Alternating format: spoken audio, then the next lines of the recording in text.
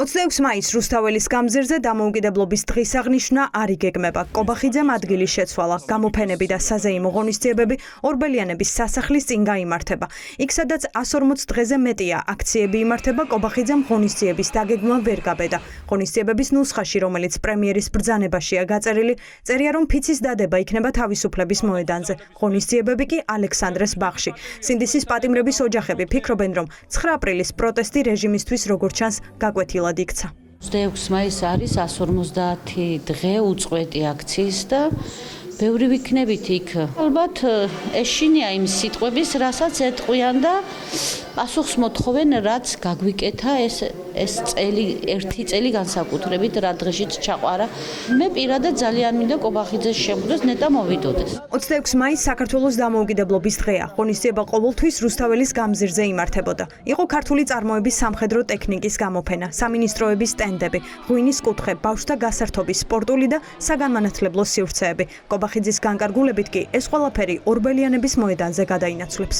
ცდილობენ ჩვენი ეროვნული თვითშეგნების და ჩვენი ისტორიული მეხსიერების სრულად ამღვრევას შესაბამისად არანაირი მნიშვნელობა არ აქვს, სად გადაჩოჩდება კობახიძე და ეს არალეგიტიმური თავყრილობა, ვინაიდან ქართველი ხალხი აუცილებლად იზეიმებს რუსთაველზე დამოუკიდებლობის დღეს. ერთი ის რომ შეიძლება მათ ეშინიათ ქართველი ხალხის და პროტესტის, მაგრამ თავარი რაც არის, მათ ეშინიათ იმ შინაარსის, რა შინაარსის მატარებელიც არის 26 მაისი და 9 აპრილი.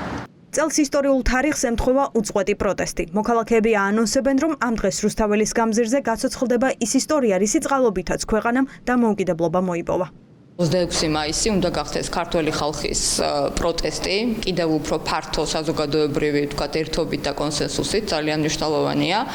უნდა იყოს ზუსტად ქართული ჯარის, ან წუხელიძის, შინდისის გმირების, ყველა დაცემული გმირის დღე და აქ ხალხმა უნდა მართლაც ძალიან ფართო პროტესტში მიიღოს მონაწილეობა. მაშინ როდესაც ისინი ასამარებენ საქართველოს დამოუკიდებლობას და სუვერენიტეტს 26 მაისის თარიღი მათთვის იქნება წინააღმდეგობრივი პარლამენტის წინ და თავისუფლების მოედანზე და მე ვფიქრობ, რომ სწორედ ამას უკავშირდება ლოკაციის შეცვლა. ქართველი ხალხი, რომელიც დღესაც იბრძვის დამოუკიდებლობისთვის, ღირსეულად აღნიშნავს იმ დღეს, რომელიც დღესაც დასაცავია.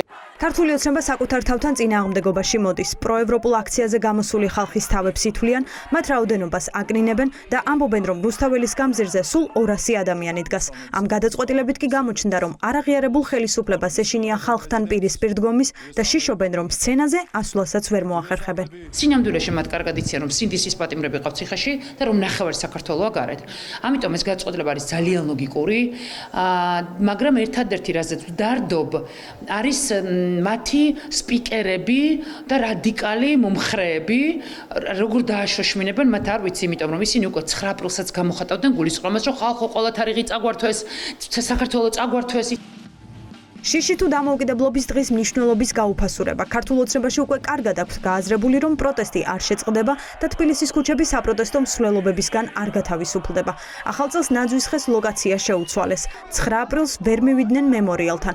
ამიტომ დღეს ივანიშვილის გუნდი თავის მართლებას ასეც ცდილობდა. ორბელიანი ერთ-ერთი საუკეთესო ადგილია რეაბილიტირებული, გალამაზებული ახალი კულტურული მემკვიდრეობის ძეგლები ჩვენ ნაძვისხევ გქონდა რესპუბლიკის მოედანზე. ხო, შეიძლება ლოკაციები შეიცვალოს. შეიძლება ეგეც იყოს, რომ არ მოხდეს ადამიანების დაპირისპირება, ხო? მე დავინახე ის რა ბინძური პროვოკაცია ჰქონდათ რუსთაველზე 9 აპრილს ჩაფიქრებული, რომლის მიზანიც იყო, რომ 9 აპრილს კიდე ქართველთან უკვე დაეპირისპირებინათ, კიდევ ეს როიტყვიან სიძულვილის ბალღამი დაეყვარათ, პროვოკაციები ჯერჯერობით ამის საშიშროება კიდევ არის. ამ გადაწყვეტილებით ჩანს, რომ ქართული ოცნებისთვის მთავარი დისკომფორტის თავიდან არიდება და ღონისძიებების ისე ჩატარებაა, რომ ვერავინ შეახსენოთ ქვეყნის კურსის ცვლილება და უკანონოდ დაკავებულების გათავისუფლება.